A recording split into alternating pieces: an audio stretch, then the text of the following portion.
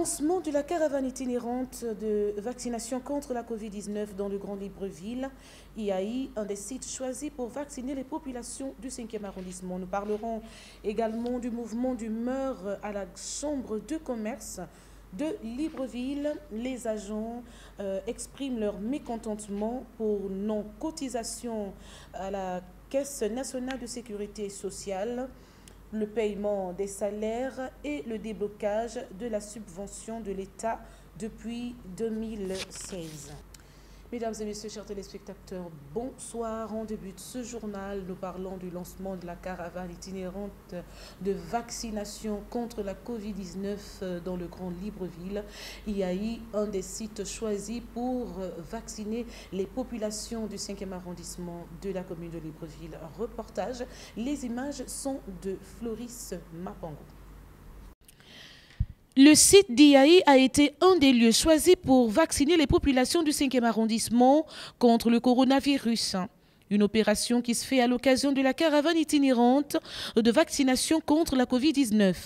Même si ce lancement a débuté timidement, au regard des chaises vides, il a été néanmoins possible. Oui, nous sommes dans le lancement de la campagne contre la Covid-19, voilà, dans la relance, disons la relance. Voilà. Et pourquoi cette relance? Parce que nous savons que la pandémie n'est pas terminée. Certes, nous avons déconfiné, mais la pandémie n'est pas terminée. Donc, nous devons essayer toujours de revenir aux normes, revenir se faire vacciner pour être en bonne santé, pour protéger aussi nos familles. Bon, pour l'affluence, c'est progressivement.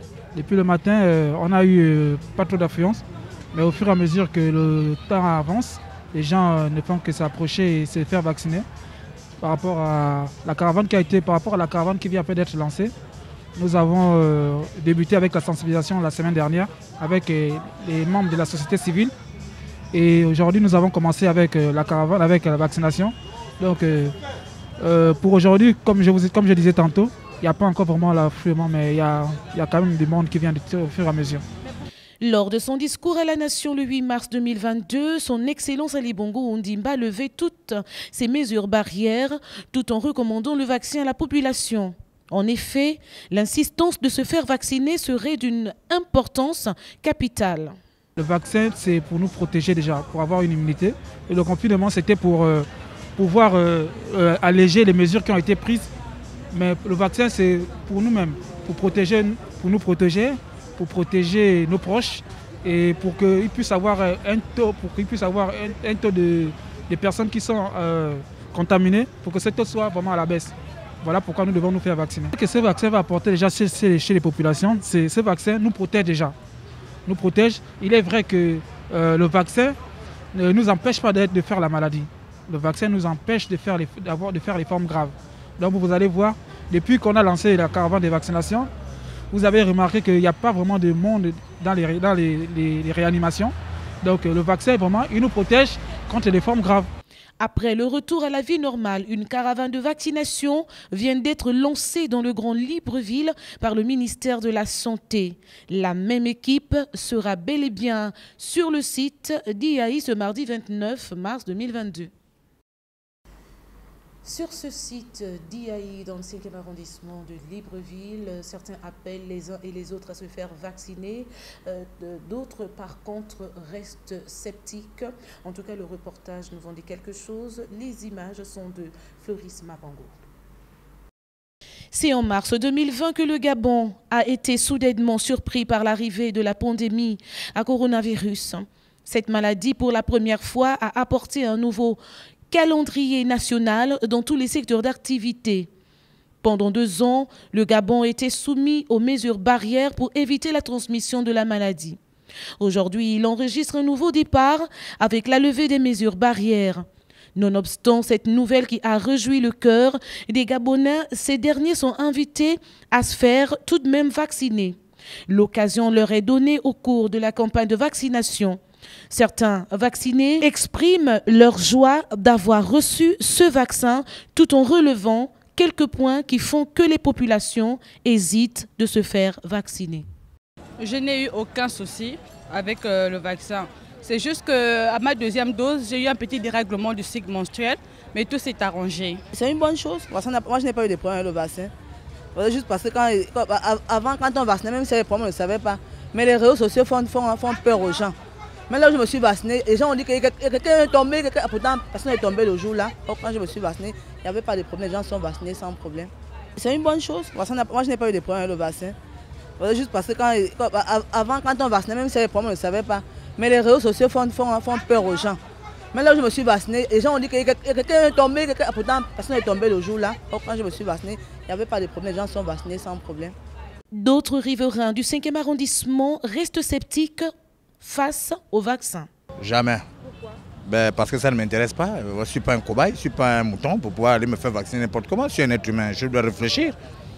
Nous ne sommes pas là pour pouvoir aller se faire inoculer n'importe quoi dans le corps si on n'a pas exactement connu la provenance et le but de ce produit qu'on veut inoculer aux gens. Moi personnellement, s'il y avait que moi je ne pense même pas que ce produit-là rentrerait dans le corps de quelqu'un. Ça c'est mon avis, hein. Je vous donne mon avis. Personnel. Cette opération, mise en place par les autorités, ferait, semble-t-il, l'affaire suite à toutes les hésitations observées ici et là. Un message de sensibilisation est véhiculé.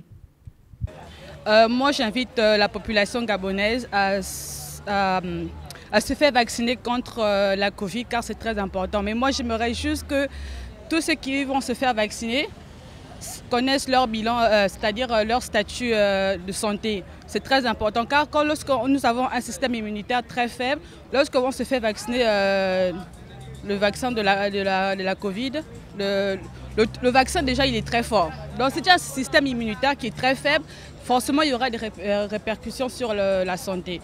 Donc je vous invite à vous faire vacciner. Il n'y a pas de problème, il n'y a pas de santé. N'ayez pas peur, ça fait, je suis là, depuis juin je suis vaccinée, je suis en bonne santé, je ne vous en faites pas. Le vaccin, chacun qui décide de se vacciner, plus que même sur le papier qu'on va faire remplir, c'est moi-même qui ai pris la responsabilité de me vacciner. On n'oblige personne, celui qui se sent capable de se vacciner, qu'il aille se faire vacciner.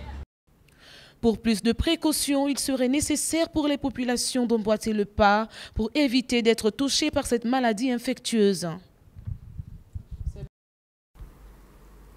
On parle à présent du mouvement d'humeur à la Chambre de commerce. Les agents de cette structure lèvent le ton au regard des multiples manquements enregistrés dans l'exercice de leurs fonctions. Cette fois-ci, nous laissons la place à Naomi Samba qui apporte plus de précision dans ce reportage. Les images sont de Floris Mapango.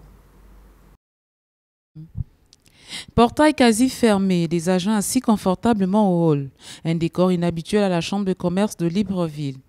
Pour cause, un mouvement d'humeur déclenché par le personnel de cette structure, comme nous l'indiquent les bancs de rôle plaqués à des endroits visibles. Au menu de la grève, plusieurs revendications qui perdurent. Alors nous sommes là parce que jusqu'à maintenant, on est en train de partir au 2e mois, les choses n'ont pas bougé. Les choses n'ont pas bougé. C'est vrai qu'on a des promesses positives, oui, mais on ne peut pas vivre de la promesse parce que j'ai faim, je ne suis pas payée. Je suis locataire, je ne peux pas payer mon loyer parce que je ne suis pas payée. Donc je ne peux pas être content, je ne peux qu'être énervée. Nous avons beaucoup de problèmes d'ordre financier d'abord. Et vous savez, c'est l'argent qui est le nerf de la guerre. Nous avons observé beaucoup de mois sans salaire. Et on nous paye également, quand il s'agit de nous payer, c'est en dents de scie. La subvention, on ne la donne pas comme il se doit. Et c'est tout cela qui fait en sorte que nous ne puissions pas fonctionner comme il se doit.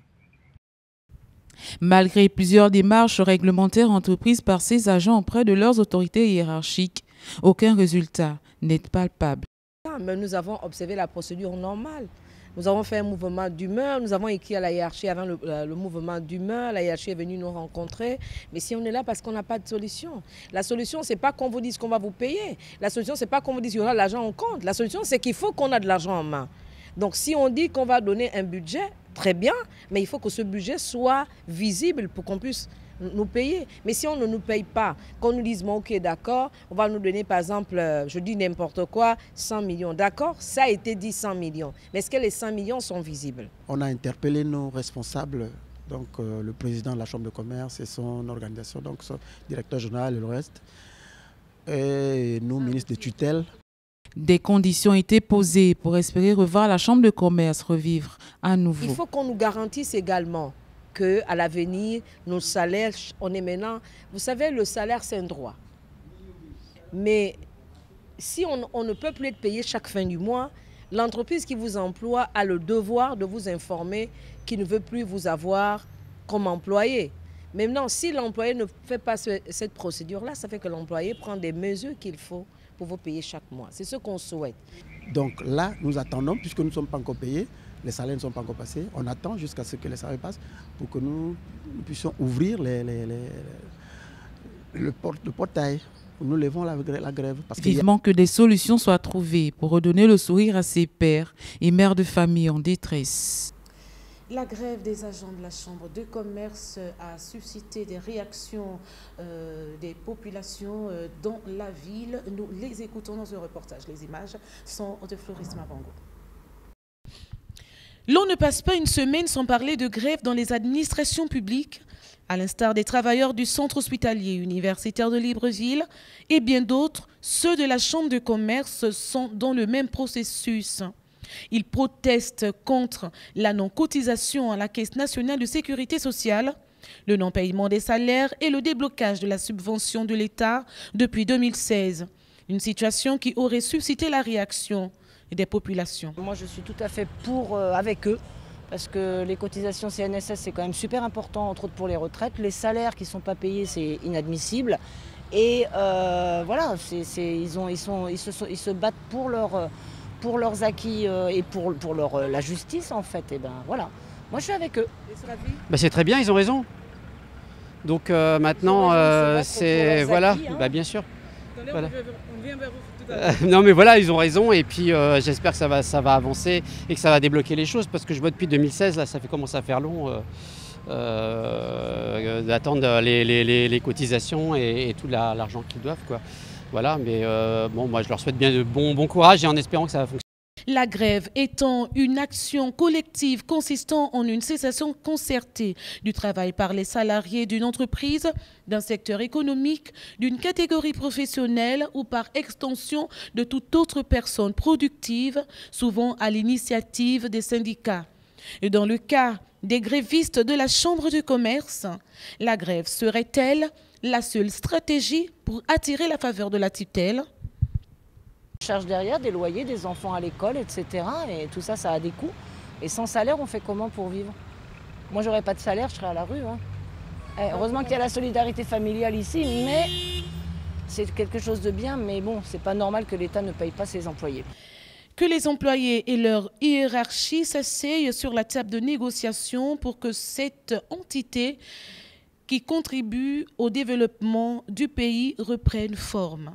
Nous poursuivons ce journal pour parler de la problématique de l'obéissance au ministre de Dieu, une situation qui met en mal le bon fonctionnement de l'œuvre de Dieu. C'est ce que nous précise d'ailleurs Naomi Samba. Les images sont de Floris Mabango.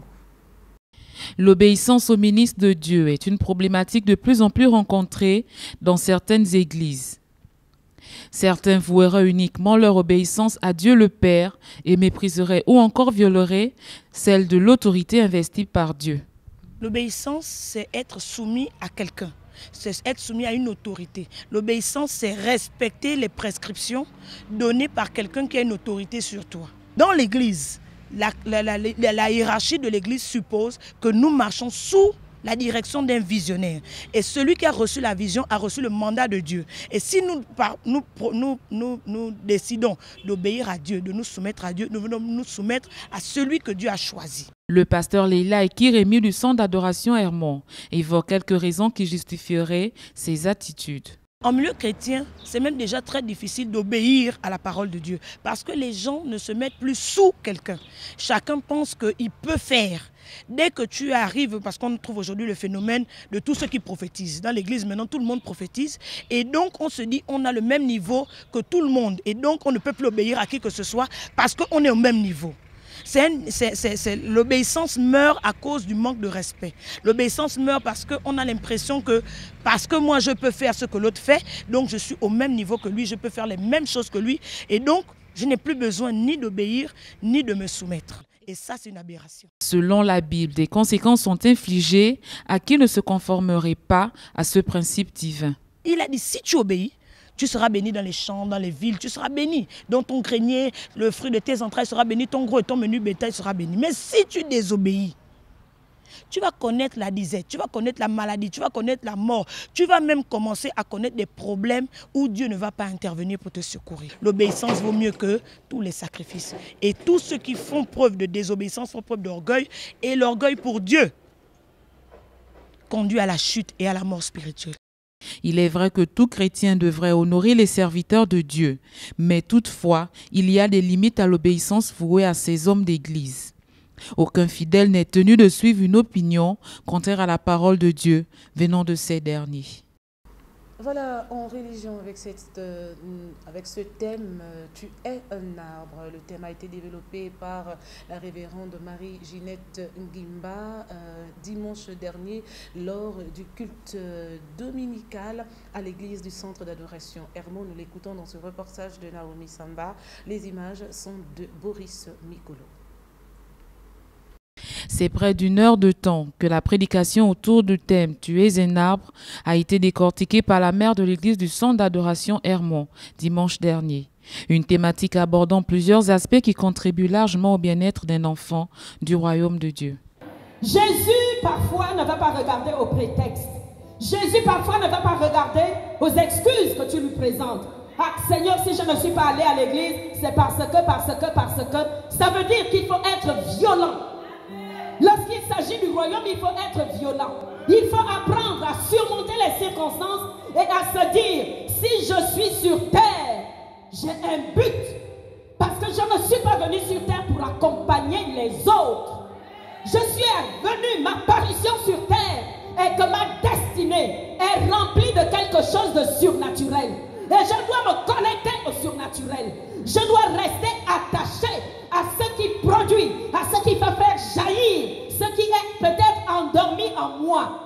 Le fruit de l'esprit ne provient pas de quelque chose de naturel, mais de la constante présence du Saint-Esprit dans une vie qui craint Dieu. Repars dans ton cœur et vois toi-même, trouve toi-même, qu'est-ce que le Seigneur attend de toi?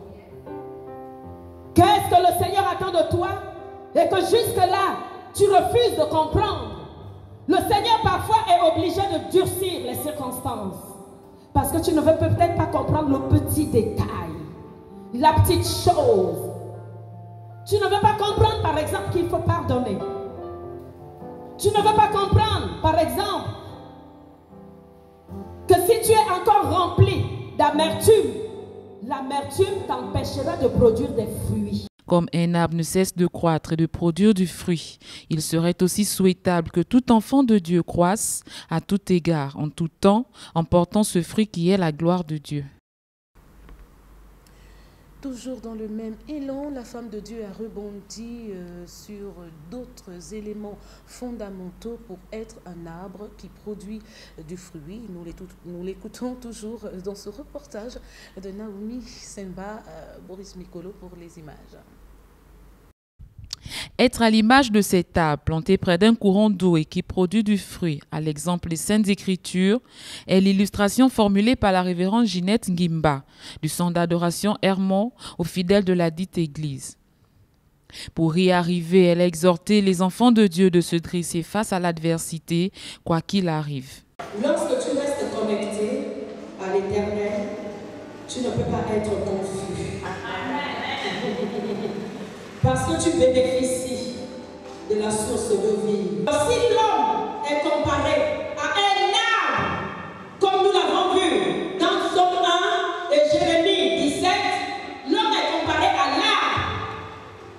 Ça veut dire qu'effectivement, tu dois porter des fruits. Alléluia. Une remise en question a alors été prescrite en cas de non-production des fruits à chaque chrétien venu à ce rendez-vous dominical. Je comprends par là que je dois être un homme spirituel. Alléluia. Et en tant qu'homme spirituel, je dois manifester des fruits qui sont dignes de mon générateur, des fruits qui sont dignes de celui auquel je suis connecté. Et ces fruits, c'est quoi? C'est l'amour.